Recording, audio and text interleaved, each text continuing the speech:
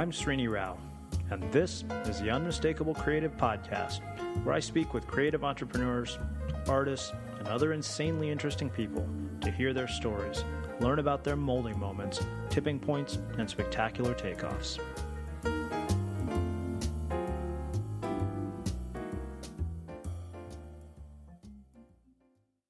In this episode of The Unmistakable Creative, Meg Worden returns to the show to discuss the challenges of life after a 2-year prison sentence and the process of how we reintegrate into our lives after a significant emotional experience, whether it's negative or positive. Hey, Meg, welcome to The Unmistakable Creative. Hi, Srini. Thanks for having me. Yeah, well, it's more like a welcome back since, we had you here back in the days when we were called Blogcast FM. And I love how I say back in the days like it was, 10 years ago, even though it was just last year. But it feels like it's been 10 years, hasn't it? With so all the things that have happened. Our friendship has evolved. You've been a speaker at our event. It's been really kind of mind-blowing. But, for the people who may not know who you are, because, we've gotten a lot of new listeners since your last chair, tell us a bit about your story and your background and how that has led you to what you're up to today. Okay, so that's a pretty general question. Let's see. I suppose I have one of your traditional, or maybe non-traditional, I guess it's traditional to me because I'm so used to telling it, sort of redemption, hero journey kind of stories. I have a pretty interesting and sort of scandalous past that led me through the federal prison system for a couple of years for selling ecstasy. And then I have, over time, with all the impetus and kind of drive of a seeker and entrepreneur that I believe I was born as, moved into starting a business, finding out that I could do this business in a way that was location independent, which led me to finding this whole community of people working from a laptop, and developed a successful and very full, rich health coaching practice, which is now transformed into a business where I do story coaching, help people with their public persona and presence, and help them tell the hard truths so that they can find transformation through the peace with their most tender stories. Awesome. Yeah. So does that answer that question? I was trying to so we can get on to other things. There's a lot in there, obviously. Well, yeah, and you know that I'm not going to just let that slide. I'm going to dig back into all of it. So, okay. It's interesting. You mentioned this idea of being a seeker even last time we were here, and it's funny that being a seeker led you to selling ecstasy. I look at things. I think that there is this component of being a seeker within all of us. And the question is, how do you find it, and how do you end up making sure it's not selling ecstasy? Well, that's a really good question. I'm not sure, I'm not positive that the component of being a seeker is in all of us. It may be in all of us, meaning me and you and everyone listening to this podcast. But I'm not sure it's in everyone. I think that there's a place for everybody in the world. And for some people, there's, deep comfort in repetition and rootedness, deep comfort in being in smaller spaces. I'm not one of those people. I suspect you're not one as well either, or your listeners, people that are really have been born with some feeling that they're here to do something different, that they're here to leave the world a better place than they found it. For me, that was feeling really weird for a large part of my childhood, feeling really special and lovely as a small child, and then growing older, hitting puberty, and starting to feel really like an outsider, really, really weird, being really confused about why I didn't fit in with people on a regular basis. And that really kind of twisted around the thing that I originally thought that was so special about me into something thwarted and afraid and lonely. And I don't really think that's so uncommon. Certainly I know it's not uncommon. I mean, the rate of artists and writers and, people who really get into this craft of being someone who is sensitive to sensory input and is able to translate it into something beautiful that wasn't there before, which is kind of how I describe the artist. it's it's a tough gig. And so it's common to turn to things that mute or numb that pain. I wouldn't say that ecstasy necessarily is one of those things. That probably falls under the category of real seeking. Certainly I was always, in addition to being attracted to the ways in which partying gave me an easy way into social situations and,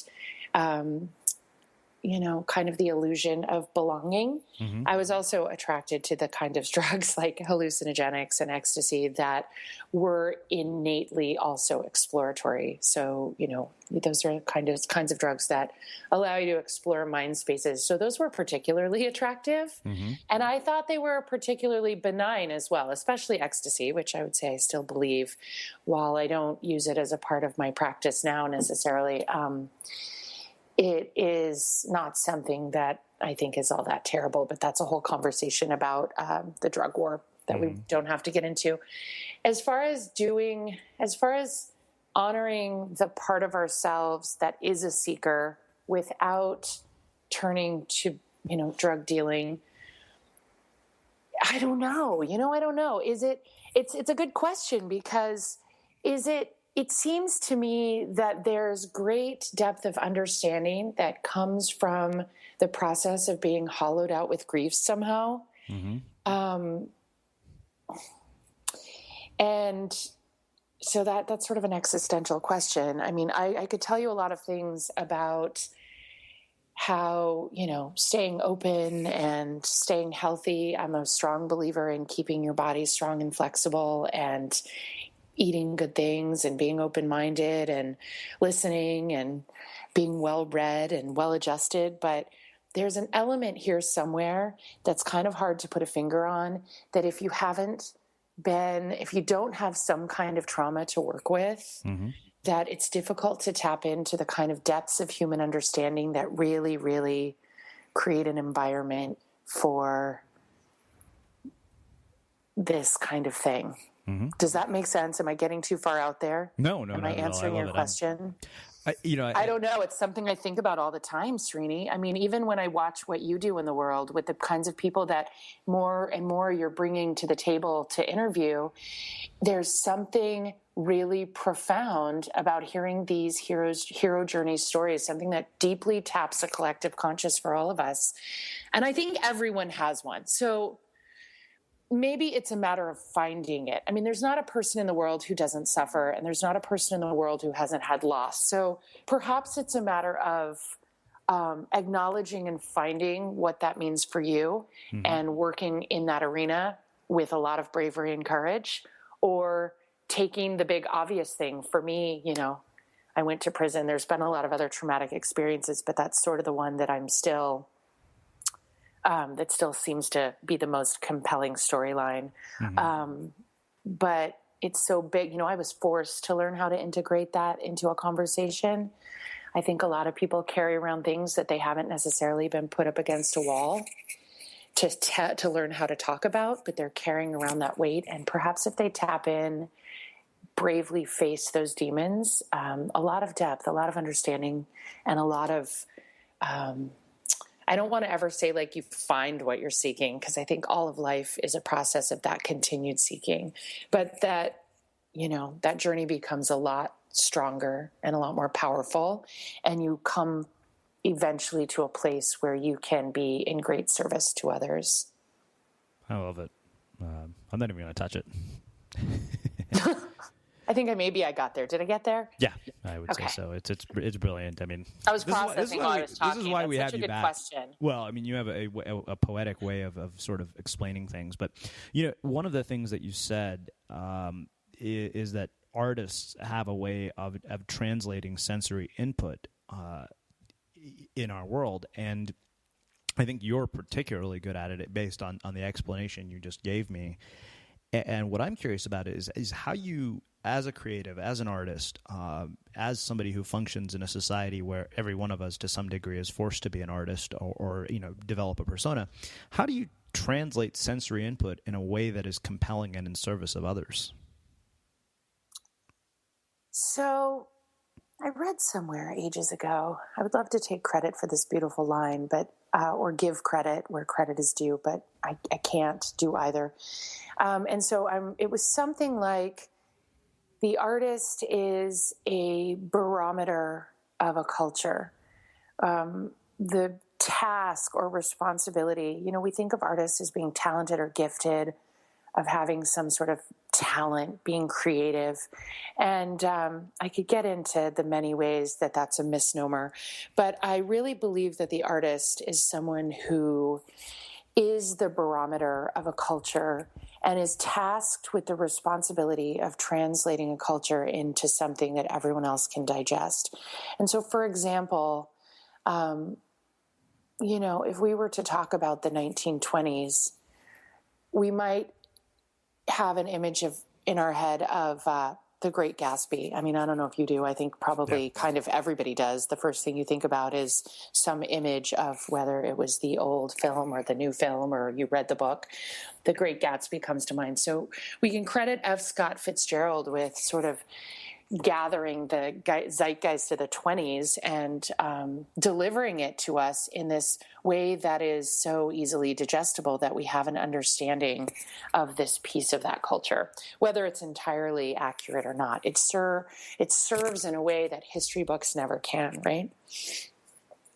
So how to actually harness and use the power, I really think that this sort of power displays itself. Also, I should say that I believe the artist to be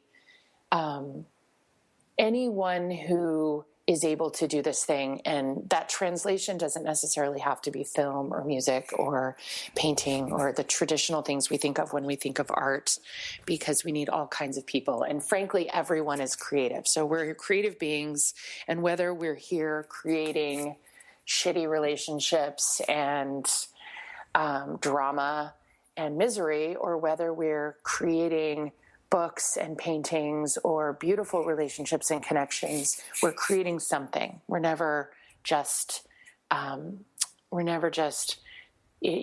still doing nothing. We're either regenerating or degenerating.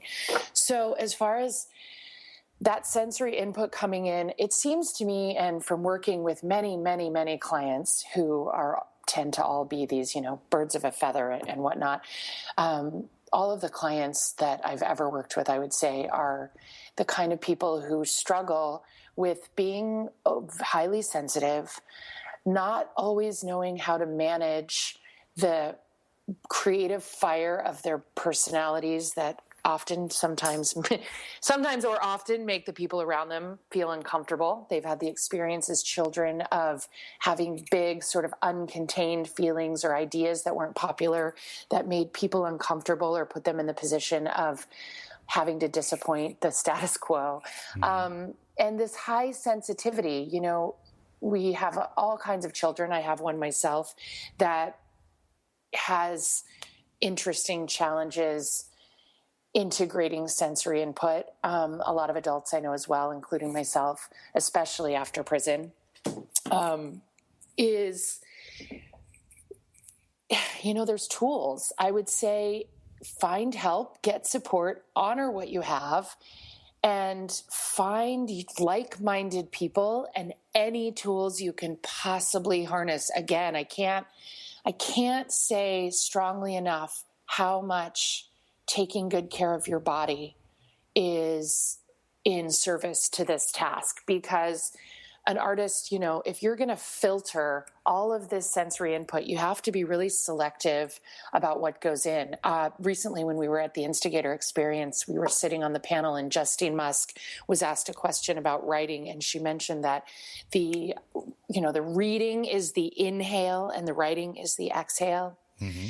And so being very selective about what you take in. The last time we had a conversation on this podcast, we were talking also about creative cross training and taking in taking in art and inspiration in a selective and mindful way, taking in food in a selective and mindful way, taking in substances like alcohol and caffeine in a selective and mindful way, because your body really is kind of the filter of the sensory input that is going to feed your creative mind. So what comes out of it, whether whatever it is you're doing is going to be an amalgam of what you've allowed in.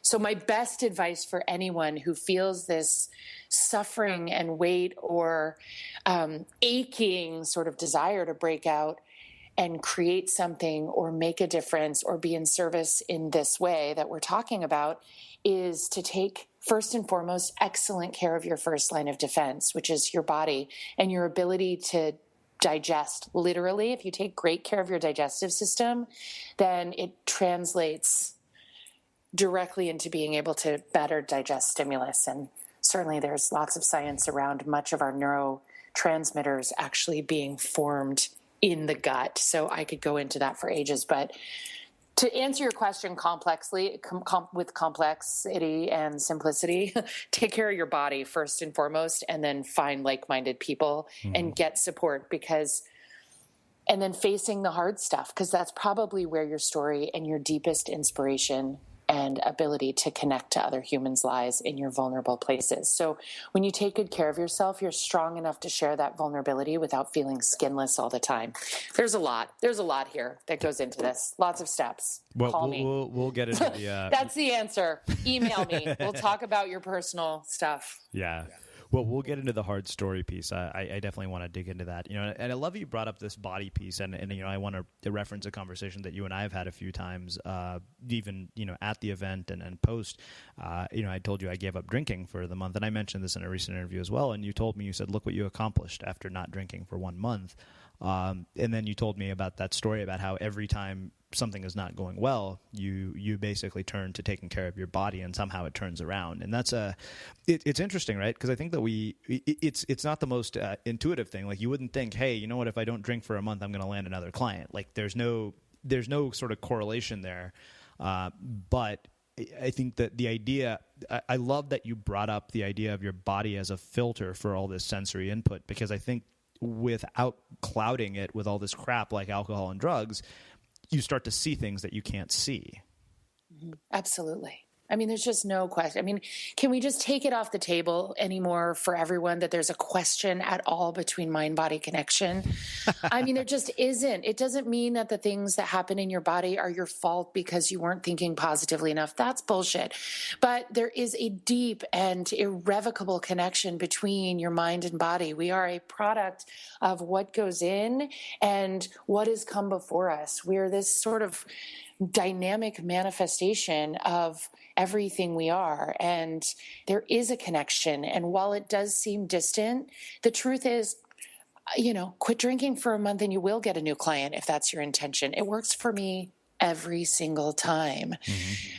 Just every single time. That's my first line of defense. Then, I go through all these other things with exercise and meditation and supplements and nutrition. And, after practice, I have a lovely kind of intensive regimen of things I do to take care of myself. But the intention behind that is being able to deliver this, being able to, I've had to change the fabric of everything that I was, 10, 20 years ago, and everything that came before me, changing the way that I view being a woman in the world and what kind of success is available and what kind of options are available and how do you create a business that actually works for you? How to do that as a single mother with a felony out of a cool breeze and lots of moxie. So much of that has been taking good care of myself and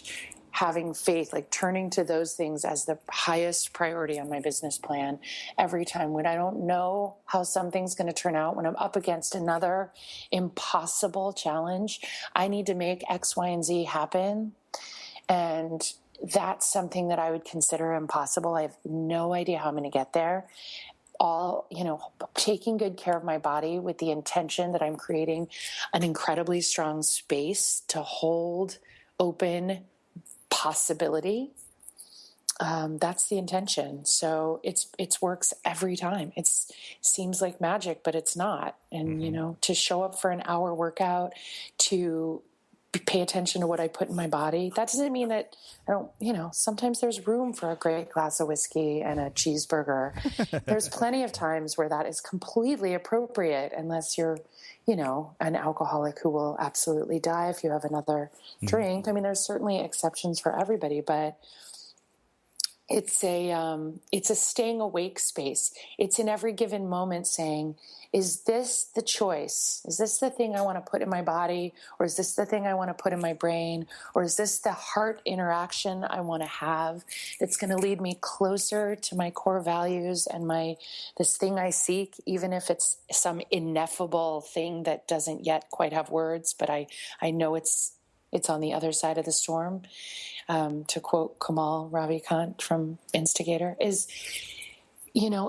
this leading me closer to that or further away? And there's plenty of times that glass of whiskey and cheeseburger is leading you close to that, because the heart connection you're making around that trumps whatever, alcohol content you're consuming, or is aided, and lubricated by those things.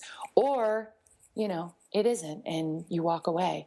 So the art of letting go, good Lord, that's a whole other conversation as well. That's completely valuable and an important piece here too. Staying spacious, man. Staying spacious. Taking care of the body is holding space for infinite potential. And you don't have to know how things are going to work out. Sometimes just turning to that with intention, as if it's prayer in action, because it is, works every time. Wow. That's mind-blowing. I love what you said about taking care of the body being a way to create space for infinite potential. I want to get into something, and we had this conversation before we quote-unquote hit record here, was this idea of intention, and you brought that up as well. I think that intention is one of those sort of new agey psychobabble things that we kind of hear about. You read about it in like a Wayne Dyer book or something, and then you kind of don't really understand it. I'd love for you to expand on that in a bit more depth, just because I think it's such an important thing. And yet I feel it's very esoteric and really hard to understand. And I'd love to kind of hear it from sort of a concrete perspective. God, you ask good questions. Intention. Yeah, definitely. First of all, can I just say, good Lord, can we have some of our words back? It's so interesting how humans, things get so diluted, don't they? That they're misunderstood and they're diluted, and we're so quick to sort of want to identify with things that have a promise of easy delivery, some sort of an easy delivery into, I'll say, quote unquote, happiness, whatever that means. As far as intention goes, certainly I'm a huge fan of, honestly, I think the intention around creating space for infinite potential would be a great place to start, because it is the disconnect to the outcome. We don't always know how things are going to end up. Let's think of a kind of a concrete example. Can I talk about a little bit about what I watched go down through the process of you planning and then actually manifesting the Instigator experience? Yeah, absolutely. So when we first started talking about a year ago, and you were telling me you had plans for this thing, this creative endeavor that was going to be a conference like no other. The words you used were, it's going to be a conference like no other. A small amount of people. It's going to be intimate. It's going to be integrative. It's going to be intense. It's going to be life-shifting. People are going to walk away being truly changed. And you weren't quite sure how you were going to pull all of this off. You weren't sure at all how you were going to pull any of it off at that point, actually. It was this completely impossible dream, sort of. And you were just gathering information, and you had a partially formed idea, some sort of esoteric ideas like integrative, intimate. It's going to change people's lives. How do you actually deliver something that is a paradigm shift for people, that's truly something valuable they take forward? And as we know, lots of conferences do that. Lots of conferences don't do that. I would probably take the leap to say more don't pull it off than do. But some do, some don't. But what I was hearing from you was this deep intention with absolutely no idea how to get there, but having a great amount of curiosity around it and being unwilling to believe that it wasn't possible. Mm-hmm. And then, of course, over time, we had probably many conversations about the progress as we moved forward. And then it happened a few weeks ago. And what I took away from it, besides I took so much away from it on account of the fact that it was to a huge degree intimate and integrative and intensive and paradigm shifting. And all of these words that were in our first conversation were exactly what people were saying, exactly what the takeaway was. I would have, I think the best concrete answer for that example would be watching you do that. And I could give you examples from my own life as well. But I like this one because it was so fun to watch, and just sort of the watching it happen also was something that was blew my heart open in such a lovely way. You love to see your people and your friends succeed, and that was meaningful. And I love to watch this kind of magic happen. This is so important to be able to really ask these questions about how this process works so that we can share it and more people can have access to it in a way that's not like this secret kind of cheesy. My belief on it, and certainly personal practice and watching you, you being sort of this quintessential curious guy, this interviewer who's always asking questions, who's always wondering how to do this new thing, how to make the impossible possible. I would say that. How long can you stay?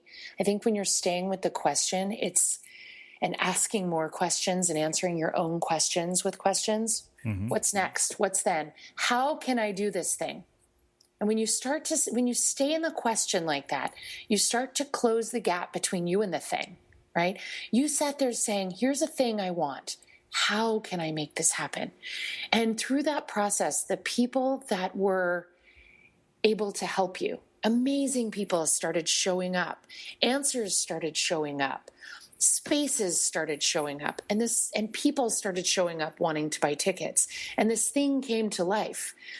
And had you closed off any doors by shutting down that curiosity, it wouldn't have happened. Mm-hmm. They say that the path is from judgment through curiosity to grace. And so in a way, not to be too esoteric and Wayne Dyer or whatever, I don't even want to use him as an example, because to be honest, I've never read him. So I don't want to be judgy, but right. We're talking about a sort of a woo-woo right. lack of meaning thing here. I like to talk about curiosity. Like, can you stay in curiosity? Mm-hmm. What does it mean? Why am I here? Is this possible?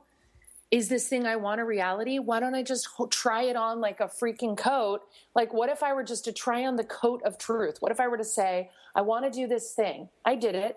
What if this job, what if this success is available to me, despite the fact that I have a felony, despite the fact that, these many, many people don't believe in me, or I bucked their status quo, or, by all accounts should not have this kind of success. But I want it. I want it. And I see something over there. What would it look like if I decide that every element, I want to travel to New York a couple times a year. I want to be able to be home taking care of my kid. I want to be able to help people in this way. I want to be able to do it all from a laptop. I want to have this kind of apartment, all of these things. What if that's possible? What does that look like? And what if, even though perhaps the money's not in the bank account today, or I don't have this person in place today, what if they're there? What if that's available to me and I just don't know how yet? Mm-hmm. Am I getting too far out there? No. I have to keep asking. Bring me back because I'm totally processing. You're asking questions that I don't really have concrete answers to. So we're all working it out together right now. That's the point. I don't want you to give me concrete answers. I like this. And that's why I'm not interrupting you. I mean, what would be the point of that? We're working it out together. Yeah, I just want to listen to you talk. I'm just like, okay, cool, keep going. I'm like, this is brilliant. Yeah. But curiosity is my best. Curiosity is when you're sitting in a dark room and you open the window to possibility. You may be in a room full of never, can't, no way, impossible.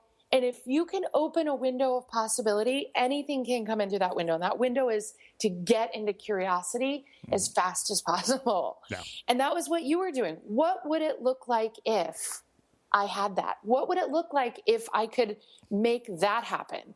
Right. Mm-hmm. And I know you're still there. What will it look like to up the bar for the next instigator experience? Pure curiosity all the time. Yeah. And that's the path to grace. That's where we find grace, whether we're ever, fully in it or not. I mean, life is always going to be hard. I think where we lose this sort of place, this annoying place we're talking about, where people set intentions and positivity memes and all that shit that pisses us off. I think that what's lost there is the depth of understanding that life is never easy. Life is never comfortable. You will never be brave without fear. You will never have success without failures. You will never, ever not suffer. Can life get easier? Can you do bigger and better things? Absolutely. But with every single thing comes a new set of challenges. And when you're on this path of, as we've described it in this call, of being a seeker, buckle up, man. Buckle up. And sometimes go lay down, because it isn't easy. If you're going to continually push edges, you're continually inviting a new, deeper, more profound set of challenges to your plate. And ultimately and ideally, you're inviting the ability to hold that space for other people and their suffering. And that's a big deal. It requires an incredible amount of strength. And it certainly does not happen with a lack of suffering or discomfort. So any idea that we can reach some place where we stop having feelings, it's not going to happen. Any place we reach where we're going to get the tiara of health or finally be successful enough that our dad is proud of us, it's just not going to happen. I mean, it might, but really it's not going to ever happen in the way that we need it to happen to alleviate all suffering and existential angst. Just being human beings means, that's what we get while we're here. So the acceptance of that also kind of eases up. We're not always fighting the battle of why am I suffering? Why am I having feelings? Mm-hmm. Feelings actually, they're not comfortable. They suck. Who likes having feelings? Oh, they're so vulnerable, The minute we have a really good feeling, we're just waiting for the other shoe to drop, because certainly it's going to stop any minute. And then the minute we have a shitty feeling, we're like, look, this is what my life is forever. It's so crazy. But feelings, just to kind of come back to one thing we were talking about earlier, are one of the ways that we get information. Our feelings are actually triggered by different things, sensory input, or potentially, information about the next right way to go, or a reflection of who we are in the world. And our emotions are great pieces of data for us to use going forward.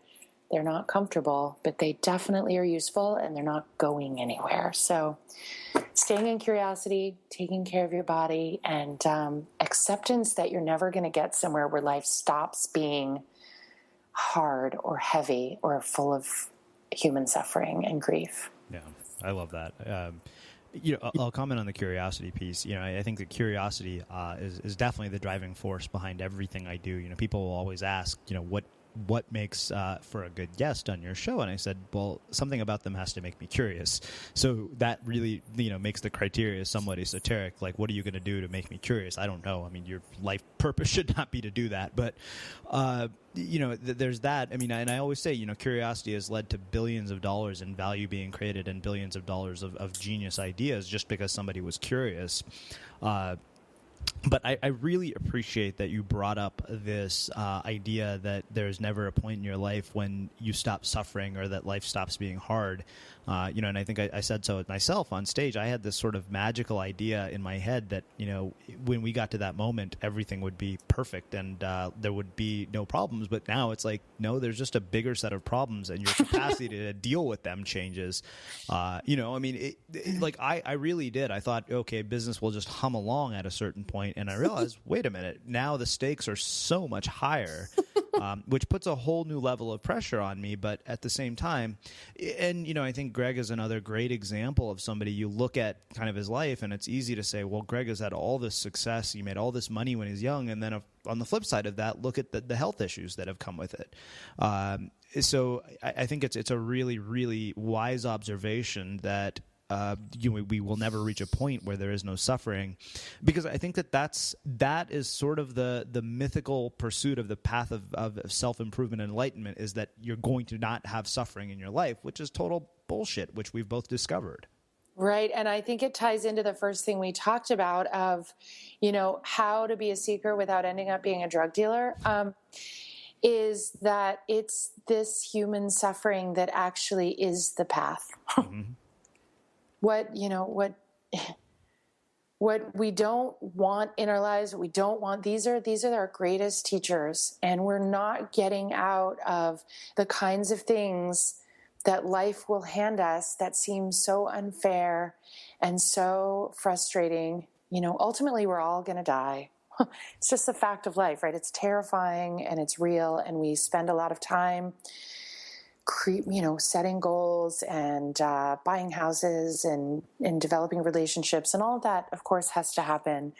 But it happens in a sort of as a double-edged kind of a project, that on one hand, we are creating something and planning for a future. And on another hand, we're sort of in a place that we're denying a very brutal reality, which is that the nature itself is pretty harsh, and finding some peace with as close to truth and reality as you can get, finding peace with grief, finding peace with loss and death and what things that seem unfair. We talked about being grateful for your problems the last time we talked. And, it sounds trite in some ways. It's not, but the practice itself of showing up is a practice of curiosity. What would it look like if, at the very least, I could show up to this thing with neutrality? What would it look like if I could practice feeling neutral about death or illness or failure or success? Right? Mm-hmm. We need to practice as best we can curiosity in all of those moments, and neutrality. Grace, to me, even when I say curiosity leads to grace, when I think of grace, I think of homeostasis. I think of something neutral. I think of something fairly detached from the roller coaster, a place of peace. And that doesn't mean free of discomfort.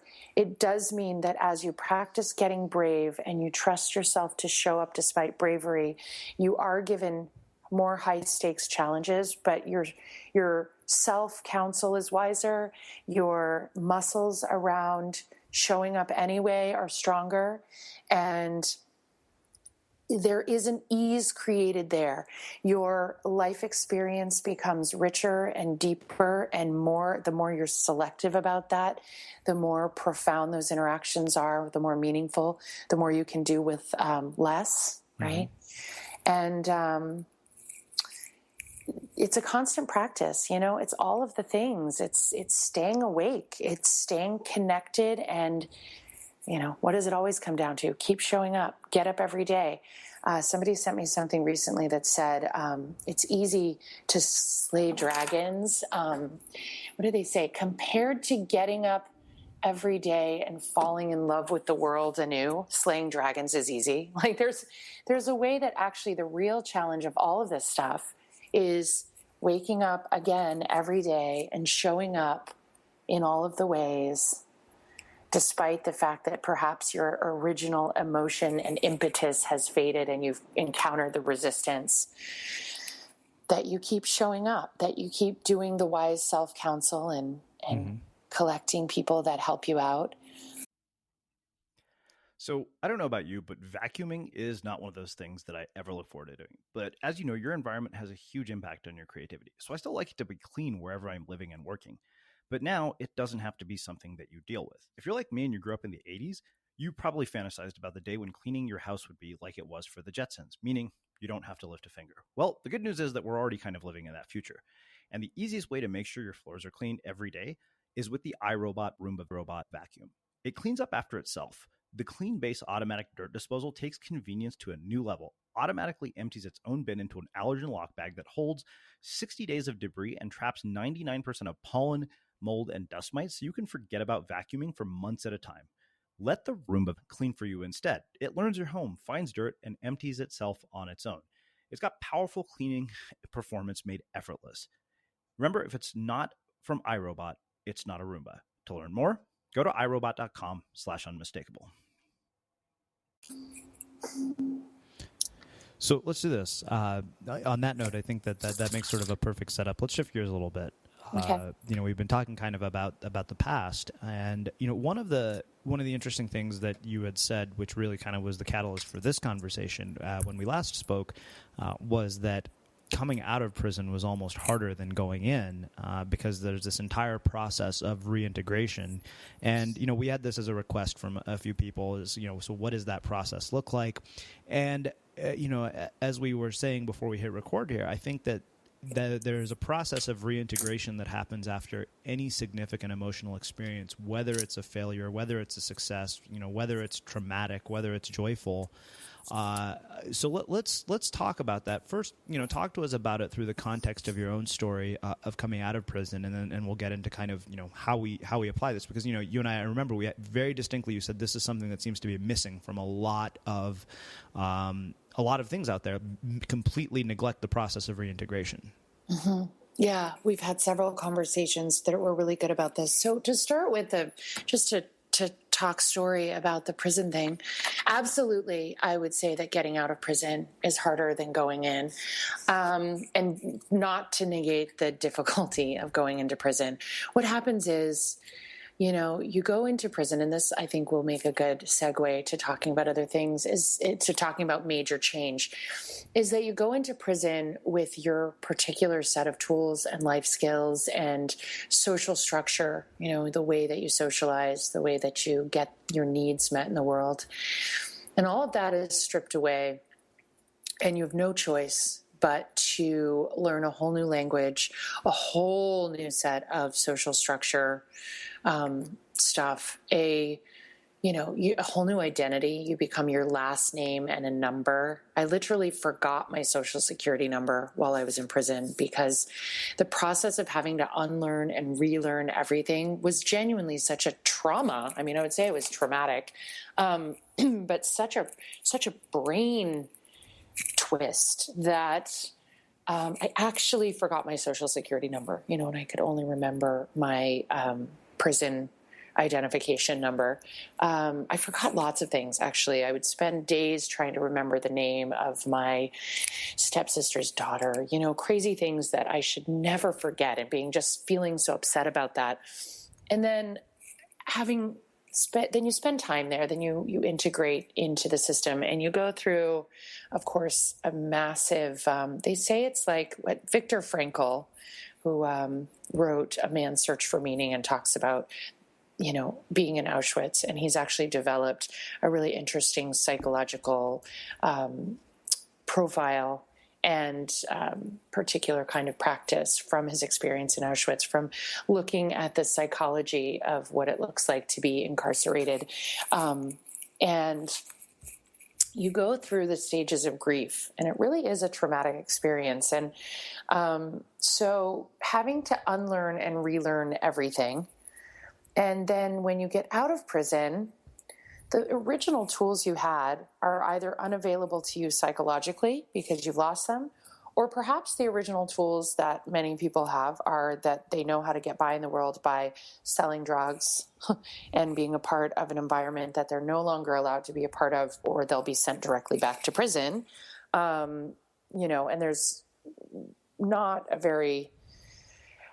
let's see, I'm trying to diplomatically describe what it looks like, what after prison, post prison, we'll say like parole or whatever, which wasn't available in the federal system, but the post, I forget what they call it, post incarceration, where you have to go to these crazy drug classes and get drug tested, and it's all government contracted, weird, just the weirdest places. I mean, nothing about it is helpful. It's all just things that are in place to appear like something's happening. Mm-hmm. So you're sort of dragged through this whole other set of inefficiency, and it's taking up a ton of your time. And there's still people telling you that you're supposed to be doing things one way that are absolutely against your true nature. Especially for me. I don't know if especially for me, I don't know if that, but it felt, especially for me, because that's how I experienced it, being inside of my own head. But when I got out, I had very real, talking about that sensory input stuff, I had very real heightened sensory input stuff. It was months before I could go into a store, like a mall or a store. Any of those big box stores were completely off the table.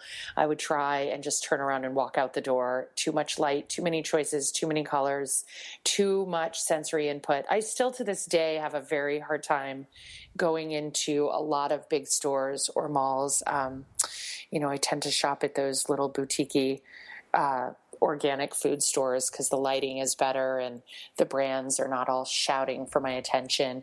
And just generally the energy is a little calmer. But in the beginning, I couldn't at all. I would literally just turn around and walk out. Everything had changed. Another problem was seeing people in those stores with overflowing baskets of food. And I mean, I had a much deeper understanding of what it looked like to do without. And I had access to a population of people that were coming from a place of poverty that I never, ever imagined, that my world and my bubble would have never intersected with otherwise. Mm-hmm. So it was difficult to see a lot of conspicuous consumption. It was difficult to see the excess, and something had shifted in me, which I think we can leave as the segue into talking about how this relates to everybody else. There was a profound shift that happened not only because of the experience, but also, I would say, what I chose to make the experience into, because this probably is unlike, most inmates. I had a very, very intense intention while I was there to learn and grow as much as possible. And that happened. So I also had an incredibly major psychological, spiritual, and emotional series of shifts while I was incarcerated. So I came out not only with this sort of what happens when you're in an exclusive environment for a long time, or, when you're,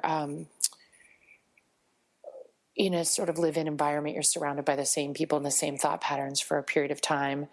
I had the same experience. It was similar. It was echoed when I got out of prison. Actually, I went directly, not too long after I finished my yoga teacher training, in an ashram, in a residential experience in an ashram, which of course was a lot lovelier than prison, but also interestingly gave me a lot of insight into the reintegration experience, because when you are secluded from your ordinary way of being, and as a group develop a new way of using language and communicating with each other, potentially develop special relationships, everyone's there for a similar reason. So there's a certain kind of mirroring being done, and then having to transition out of that. So a lot had changed for me coming out, and it has, I feel like sometimes I'm still doing that transition. But do you have specific questions on that note about that? Yeah, I mean, you brought up a lot has changed, and I love that you brought up all the stories are really interesting, because I think that what happens when you come out of a significant emotional experience.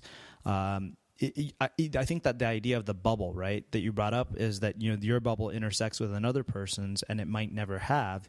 I think what happens when you enter an environment, in our case, one like the instigator experience, or in yours, the yoga teacher training, is that we come back into the real world. And I mean, if you remember, one of the things I said is what you're feeling right now is going to dissipate.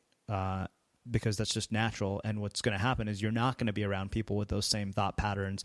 You're not going to be around like-minded people. And we've already seen, sort of the evidence of this with some of the people who are at our event running into this. But, and I don't want to center this specifically around the event, but when you run into this sort of idea where the bubbles collide, and they don't play very well together, they collide, but somehow they don't meld. I'm curious, how you deal with that aspect of the reintegration, because, remember, and it may have been you told me, you said you come home from this really powerful experience and the person on the other end of it just doesn't care. Like I remember coming back from my study abroad when I was in business school. And for about a day, it was novel that I had been gone for a semester, and the next day nobody cared anymore. Mm-hmm. And I had this, incredibly transformative experience. And yet everybody else's life, really, you forget almost that, hey, by the way, while I was gone, their lives have gone on. 6 months has happened. They've experienced life. They've lived. They've had their experiences too. And I guess, how you handle that dynamic is really the question I have.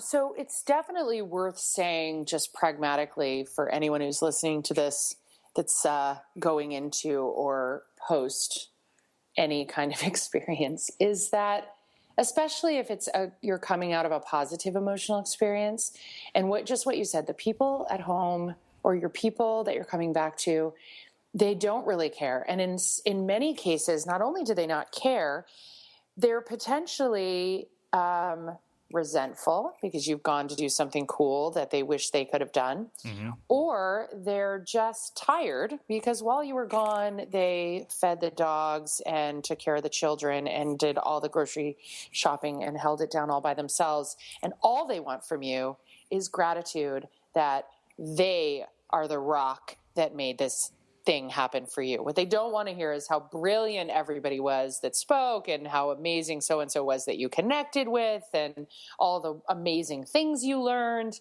Sadly, they don't want to hear that. Sometimes they do. Oftentimes, not only do they not get it because they're not part of your bubble, what they really want is your gratitude that they are part of the part of your life that's steady, right? Mm-hmm. So there's that element to it.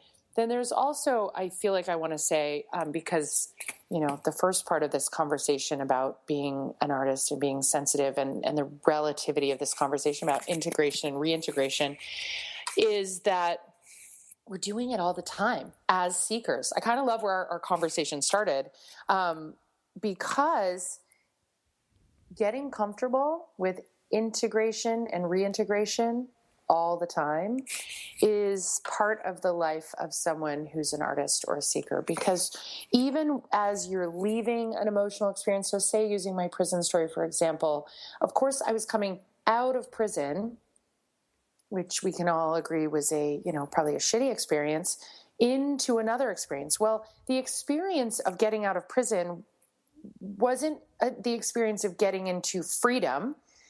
In fact, I spent a lot of time hiding in my room pretending I had a migraine because I couldn't interact with people because I didn't know how to talk to those people.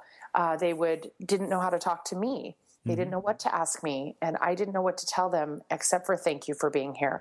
I had to sleep on the floor because the bed was too soft, and I would curl up on the floor by the bed for several weeks to be able to get to sleep. And I'll tell you, it happens less frequently, but there are still moments that I miss what it felt like to be in that secure space. And so, I missed my friends. I missed this world that I finally was able to understand.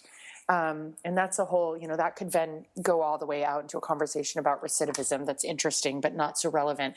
What's relevant is that we're always integrating and reintegrating. So coming out, I had to go in and integrate and sort of constantly be reintegrating, or I don't know. I'm not sure. I haven't processed those two words well enough yet. But then to get out to reintegrate is not necessarily to go back to the way things are. So you're reintegrating into this new space or the space you just left. Mm-hmm. So for the something like the Instigator Experience or my yoga teacher training program, you go in, you integrate these new things that are happening, and then you go back out and you're sort of reintegrating back into where you were, but with a whole new set of stuff. Mm-hmm. And so the fact is, many things might change for you radically. And the question really is, how do you navigate, or one of the questions is going to have to be, how do you navigate potentially having to change some of those relationships? How do you navigate potentially having to change who you are in the world? So then once again, it's almost like starting all over, right? You're back at ground zero where you have to integrate and reintegrate these changes. So I feel like we're talking still about this path of a seeker and this, art of letting go, because this integrating and reintegrating is a consistent practice of being selective about what you're around and what you want in your life, being in curiosity, because we don't really know. What does this look like? What does it look like if I come back from this life-changing thing and I fulfill my dreams? What does this look like? What would it look like if this relationship that feels so heavy to me is something that I actually have to let go of? Will the world end? What would it look like if this relationship changed and I straight up asked this person to love me anyway? Or, whatever the case may be, I tend to find that it's the human relationships that are the most complicated in integrating and reintegrating. The human relationships, including, plenty of people leave these, stuff, and they quit jobs and they leave marriages, or they,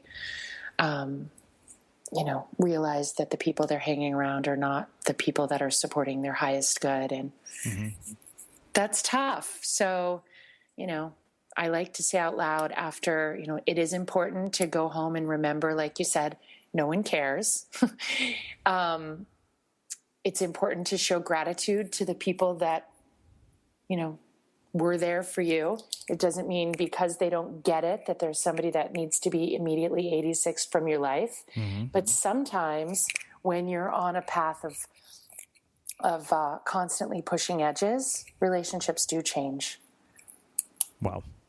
I love it. I mean, it's, and this is why I wanted to have you back, because I felt this was such a relevant conversation regardless of what's going on in your life. And I love that you brought up that as a constant process.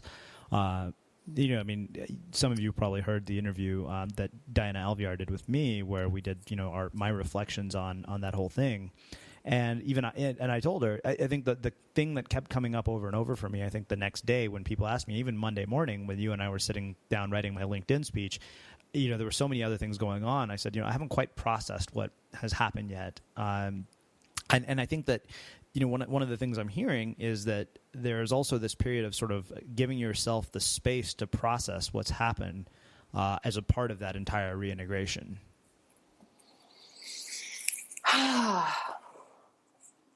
Okay, say that again. Well, I guess, the thing that at least for me, what I'm finding through these kinds of significant emotional experiences is that our tendency is to want to rush into this reintegration process. Like, we want to go home and start saying, hey, it was awesome.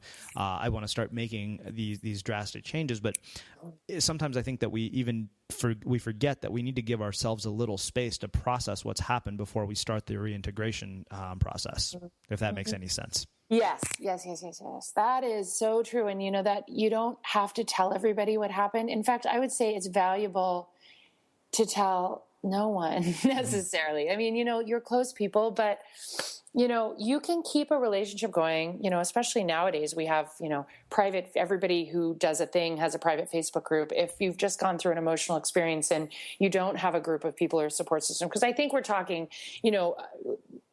talking about prison and, sort of events and things like that. But I think there's a way in which, we're also talking about people who have to integrate and reintegrate new ideas, new jobs, potentially finding out they have an illness, all kinds of ways that we have to integrate and reintegrate all the time when life throws us these challenges. But that you don't have to tell everyone. There's a way in which you can stay contained until you have processed it.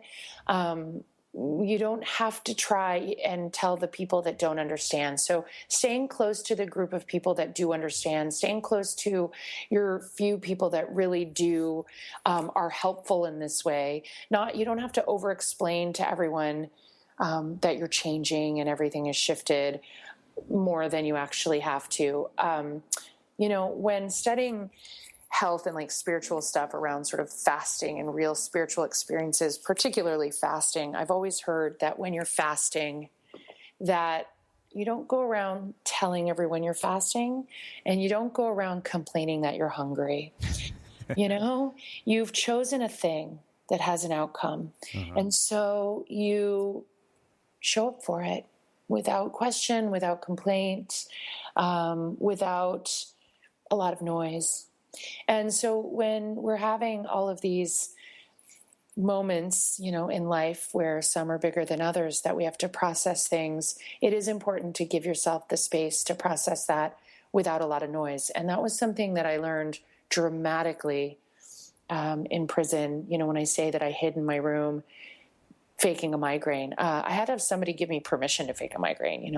A therapist friend of mine was like, fake a migraine. Do it. Just fake a migraine. Everyone will understand if you have a migraine, and they won't bother you. And it's so much easier than trying to articulate the kind of processing I was having to do. Just recently at Instigator Experience, I stayed an extra night in the hotel, and as soon as I got home, I cleared a day, and I went to my acupuncturist and did all the things. Did my exercise, drank lots and lots of water.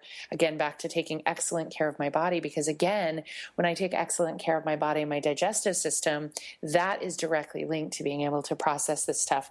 And then I'm able to articulate it to people in a way that's not asking them to process it with or for me. So I'm happy to talk to people that were in, I have friends that I went to prison with, and I have new friends that have been in prison because I make this story public. So I have some very cool friends. You just interviewed one of my friends, Joe Loya, about prison. I can't wait to hear his interview.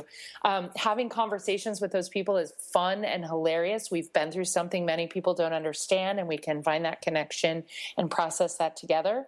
As far as having just come from this lovely event that you integrated, I'm process that stuff with the people that were there rather than trying to process it with, the people in my personal life. I tell them it was wonderful. It was great. I had an amazing time. And, that's really all they want to hear and need to know. Right. I mean, some specifics maybe, but, being selective and, not asking the whole wide world to sort of, there's something that's lost about the power of what's happened if we just come home and just barf it everywhere and don't give ourselves the time inside of our strong, clear, lovely bodies our bodies do the job for us in so many ways. So spending time, taking walks, taking care of your body, this intentional taking care of this filter to process, digest, integrate all of the emotional stuff. Even when we're talking about the body being the thing that betrays you, even if we're talking about how to reintegrate into or out of an illness, the act of taking care of the body itself and taking care of our personal space by being selective about the inhale or, what we read, what we watch, who we talk to is hugely important. Awesome. I love it. I mean, it's just pure genius. This is like, I'm going to have to go back and listen to this like a dozen times because there's just so much in this conversation. So I want to ask you about something, and I want people to hear this because not everybody got to hear it. Only a handful of people did, the people who were in that room before we start closing things up. You brought up something about freedom, and I that quote just, it hit me like a ton of bricks. And I was like, God, people really need to hear that. Because I mean, obviously, you come at, you remember, you told this amazing story about, the date on which you're going to be free. And I'd love for you to expand on that. And then we'll start wrapping things up because I have one final question I want to ask you. Oh, what are you talking about? The date on, what did I say? Something about our life, a life sentence on the planet. Let's see. I think I said that we are all serving a life sentence on the planet. And, it would be something about, it would be a shame And we can find freedom anywhere. I was talking about finding freedom while we're here, right? Finding freedom while we're here. Doing whatever it takes to find freedom while we're here, right? Then I mean, I think it was something along the lines of it would be a shame to wait until you leave till our out date to be free. Yeah, exactly. Yeah. Yeah, it was a call to action. I mean, good Lord, everything we're talking about is deep freedom. I mean, despite the fact that it's still uncomfortable, what we're talking about here is freedom. Moving forward, the question of what does it really look like to be free? Mm-hmm. And by being in that curious space, we really can find a profound level of freedom wherever we find ourselves, even if it's in a legitimate prison, which is, part of the story I was telling, because I was so pissed off. Someone told me that there was a date on which I would be free that I decided to seek freedom before that date in any possible way I could. And I think the call to action is that we're all serving a life sentence, and we're all in prisons of our own making. We are all in fear and resistance and waiting for the fear to go away to do the next big thing, or waiting till we have all the resources in place to be ready. And the call to action would be, start now. What would it look like for you to have that thing? What would it look like to be free? Because the truth is, that's available at any given time. And waiting for our out date to be free means, you're dead. So start now. Mm-hmm. So one last question around sort of the story itself. One of the things that you said at the very beginning of our conversation is how your business is evolving into basically story coaching and getting people to share the hard truth. I think I have found that to be the most transformative experience of my entire life when I've learned to do that. But I don't think it's that easy. I mean, that's why it's called the hard truth. It's not that easy. I'd love for you to talk about that. I mean, I know we kind of talked about it in a bit of detail last time, where you said, as long as it's in service of other people, it's great. It's when it's a sort of a cry for help that it becomes a problem. But let's talk briefly about this idea of the hard truth. And what it means, and what the significance of that is for our lives and the people that we come in contact with. Yeah, I would say it's kind of everything. It doesn't, there are a lot of variations of the things we choose to reveal, and a lot of variations of who we choose to reveal things to. There's a lot of conversation with and around Brené Brown about this right now, and she talks about again the selective nature of who you choose to reveal things with. And there's also, I work with people who are revealing things to the whole wide world, and in that case, there's not a lot of selection of your audience. I believe an audience will self-select, but there's not a lot of selection, and it's a very vulnerable place to be in. Another thing I've taken from her work is she talks about vulnerability, obviously, but that is the thing that we first look for in others. Mm-hmm. And it's the last thing we want to show everyone. So when we meet, I look for your humanity. I look for the ways in which you are accessible and approachable and real, the things that really make me feel connected to you and emotionally empathetic towards you, right? Mm-hmm. Yet I want you to think I'm a smashing success with no problems whatsoever, that I've never been in a shameful place, right? Whatever arbitrary definition I have of shame and the ways that whatever my experience is, the parts of me that are attached to shame, I don't want you to see those. It is arbitrary. We all have these arbitrary things that have become shameful for us. Some of them are obvious, like going to prison, right? That's an obvious stigma. There are many obvious stigmas that people have around things that are valid. But somewhere in those places, that's the vulnerability, to learn how to be able to learn how to be strong enough to recognize that in order to connect and be in service to the world, you must be able to show your tenderness.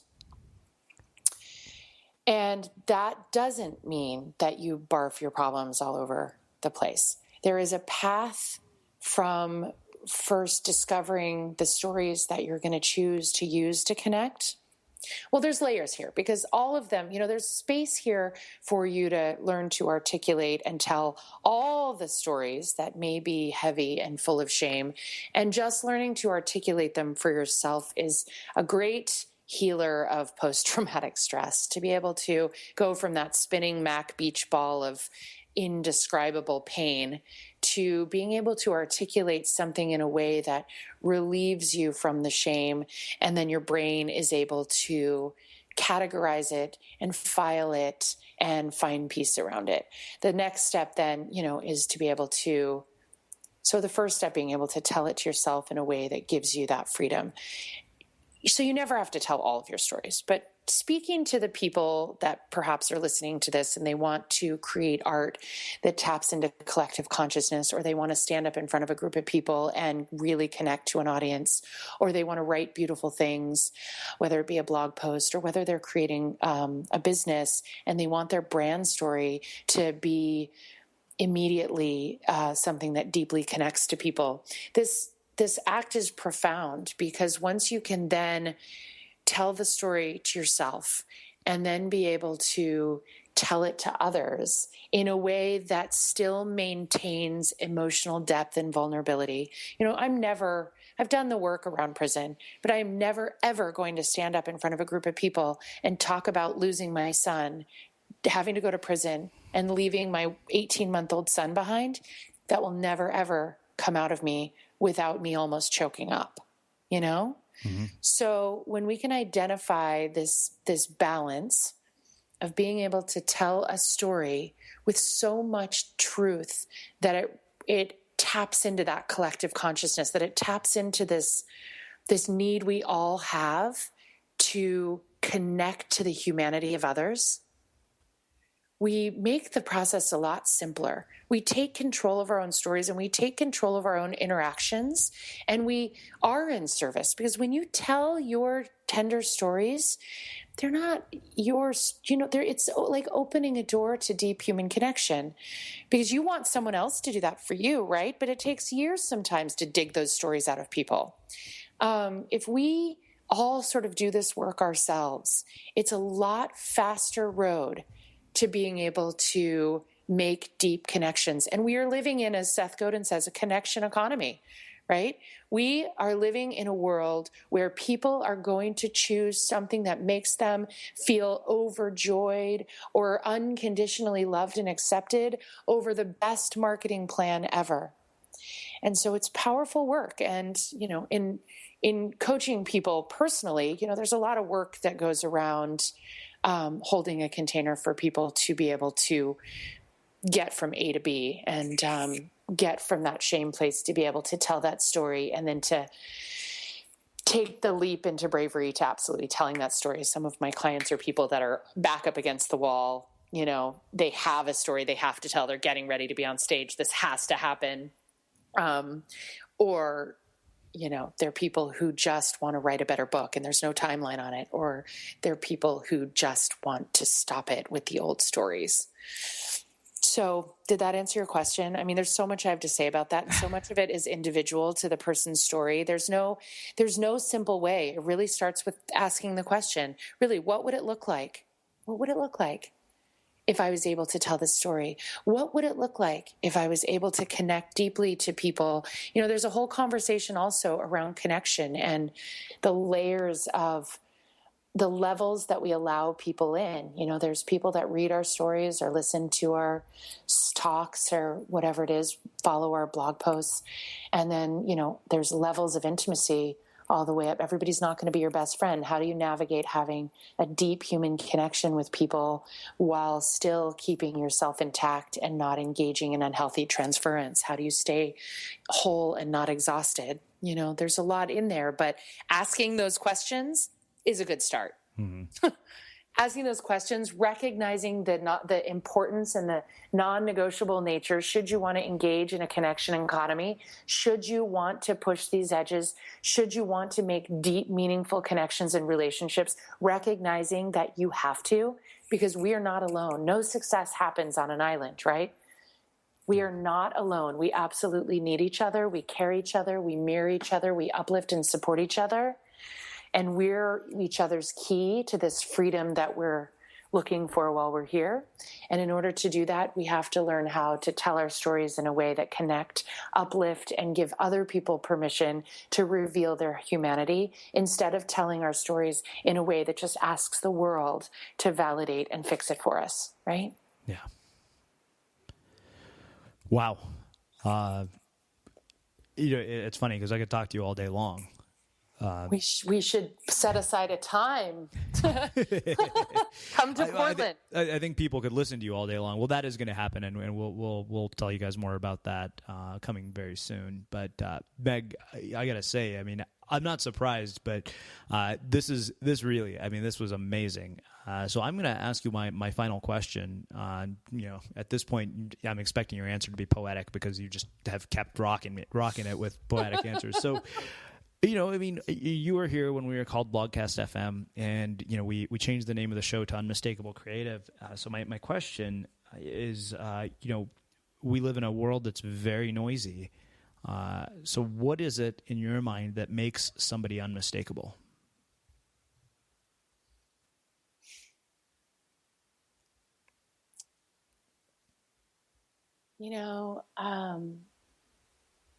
I have been rolling around this idea in my head after a lovely visit to the Los Angeles County Museum of Art, being able to see the artist James Turrell, who does things with light that blew my mind. I'm already just absolutely a huge fan and fascinated with light, because I think about the way that is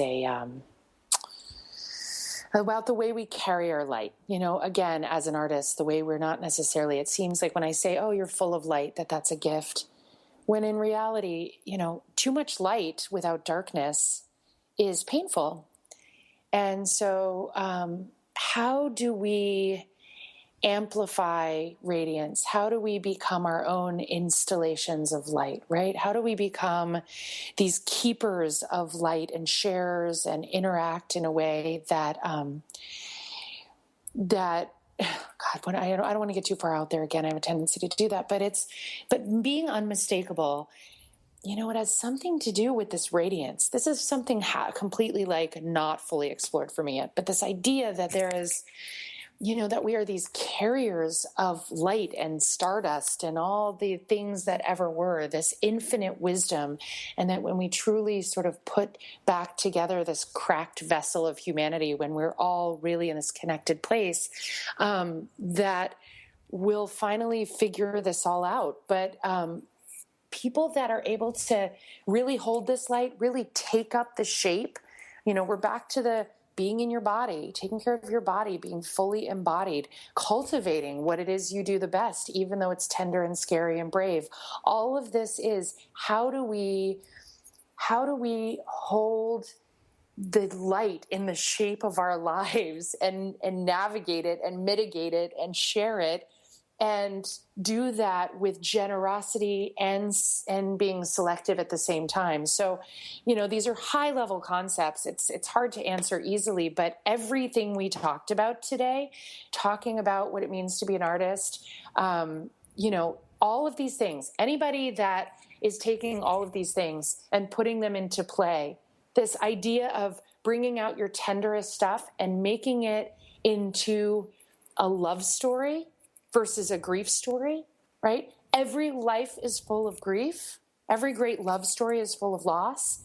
But are you going to choose to make your life a story of grief with moments of love, or moments of love you don't even believe in? Or is your life, despite everything that's happened, a love story with moments of grief? For me, the people that are unmistakable are the people that are telling me a love story, and they're able to integrate this profound trauma or grief or real human experience into that love story. That to me is unmistakable. That's hard to do, really, really being able to cultivate a quality of grace, curiosity and neutrality about things that otherwise you could just get stuck and spin around forever in and do nothing but romance your pain and misery. So unmistakable would be the people that are telling life as a love story. And part of that love story, they're sharing, with that bravery and vulnerability, those very real human moments of grief. Meg, I got to say, it has been my absolute pleasure to have you back a second time. I didn't know what to expect, because it was such a powerful conversation the first time. People are going to be blown away by this. They really are. And I can't thank you enough for, coming to share your story, your insights, and everything that you do with us.